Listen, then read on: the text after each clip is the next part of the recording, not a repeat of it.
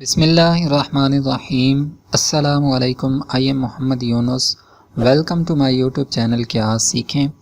आज की वीडियो में हम सीखेंगे अडोबी फ़ोटोशॉप में पर्सपेक्टिव टेक्स्ट कैसे लिखा जा सकता है। जी हाँ दोस्तों, आपने बहुत सारी तस्वीरों में देखा होगा कि कुछ लोगों ने दीवारों के ऊपर टेक्स्ट लिखा होता है, कुछ लोगों ने बिलबोर्ड के ऊपर टेक्स्ट को लिखा होता है, कुछ लोगों ने तस्वीरों के अंदर अगर आप देखें तो रोड के ऊपर टेक्स्ट को लिखा होता है, कुछ लोगों ने ज़मीन के ऊपर यानी कि फ़र्श के ऊपर भी टेक्स्ट को लिखा होता है।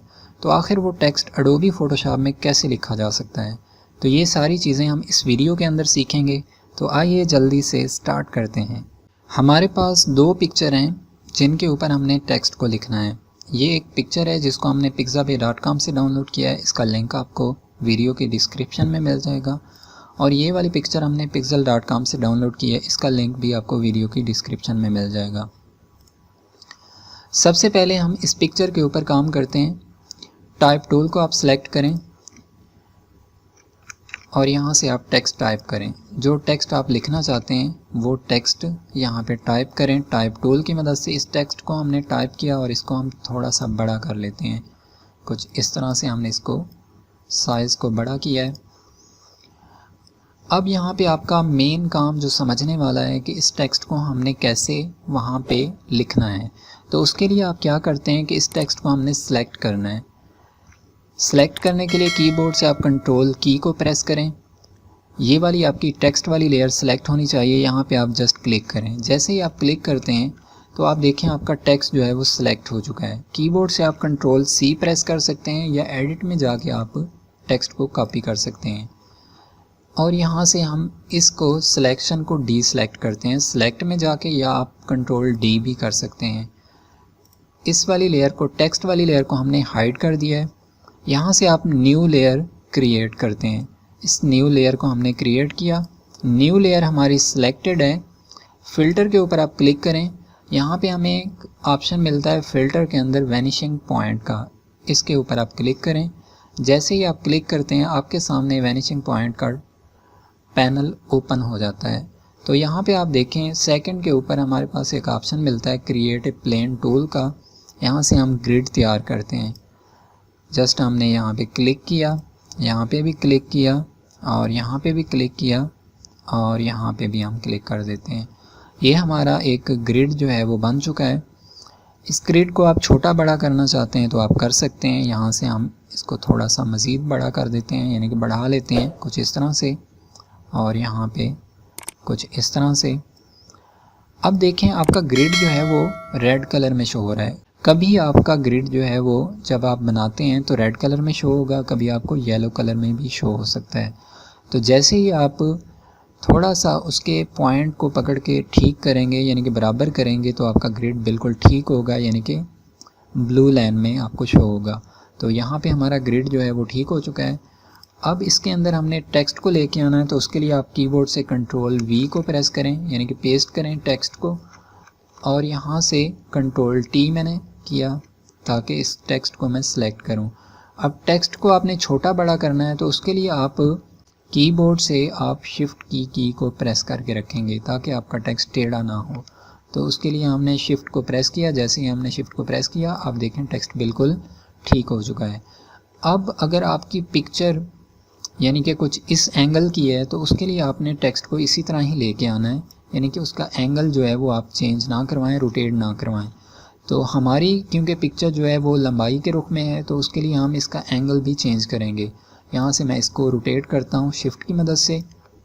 कुछ इस तरह से मैंने इसको पकड़ के एंगल को रोटेट किया है। अब इसके अंदर मैं लेके आता हूँ, इस जो ग्रिड हमने बनाया था उसके अंदर हम इसको लेके आते हैं।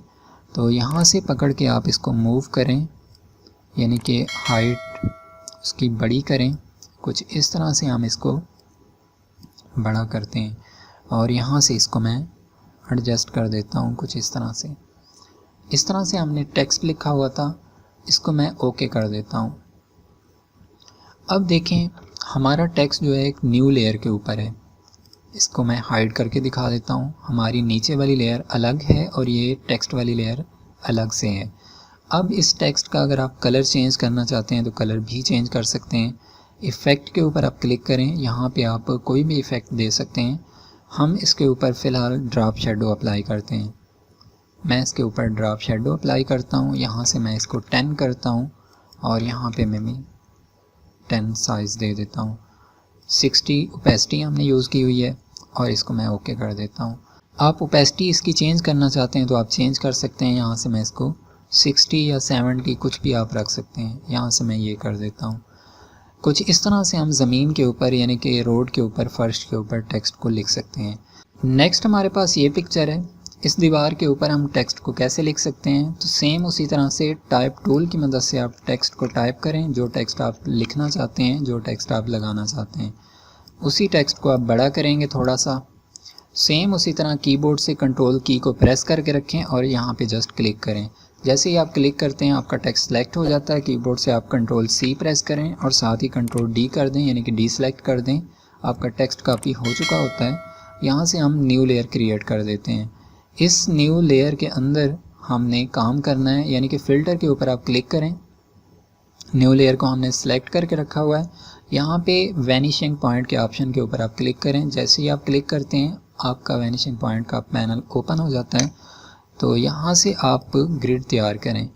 यहाँ से मैं ग्रिड लगाता हूँ और यहाँ से भी क्लिक करता हूँ और यहाँ पे भी मैं क्लिक कर देता हूँ। जैसे ही आप क्लिक करते हैं चारों कोनों के ऊपर आपका ग्रिड जो है वो ठीक होता है, तो आपको ब्लू कलर की लाइनें दिखाई देती हैं। तो यहाँ से मैं कीबोर्ड से कंट्रोल V प्रेस करता हूँ। ये हमारा टेक्स्ट आ चुका है। इसको हम कंट्रोल T की मदद से थोड़ा सा छोटा करते हैं और यहाँ पे इसके अंदर हम लेके आते हैं टेक्स्ट को। इस ग्रिड के अंदर हम टेक्स्ट को सेट करते हैं। यहाँ पे इसको मैं थोड़ा सा बड़ा कर देता हूँ और सेम इसी तरह से इस एंगल से पकड़ के हम ऊपर की तरफ थोड़ा सा बड़ा करते हैं टेक्स्ट को और यहाँ पे नीचे की तरफ भी हम थोड़ा सा टेक्स्ट को बड़ा कर देते हैं। यहाँ से आप छोटा बड़ा करना चाहते हैं या किसी तरफ मूव करना चाहते हैं तो आप करवा सकते हैं। कुछ इस तरह से मैंने इसको सेट किया और इसको मैं यहाँ से ओके कर देता हूँ। अब ये वाला टेक्स्ट भी हमारा न्यू लेयर के ऊपर है। आप इसको हाइड करके देखना चाहते हैं तो आप देख सकते हैं। यहाँ पे आप कलर देना चाहते हैं तो कलर भी दे सकते हैं। मैं यहाँ पे फ़िलहाल कलर इसका वाइट ही रखता हूँ। तो इफ़ेक्ट के अंदर मैं इसको सेम उसी तरह से पहले टेक्स्ट की तरह इसको मैं ड्रॉप शेडो थोड़ा सा अप्लाई करता हूँ। तो यहाँ पे मैं इसको 10 करता हूँ और यहाँ पे भी मैं इसको 10 कर देता हूँ और इसको ओके कर देता हूँ। उम्मीद करता हूँ दोस्तों मेरी ये छोटी सी वीडियो आप लोगों के लिए काफ़ी हेल्पफुल होगी।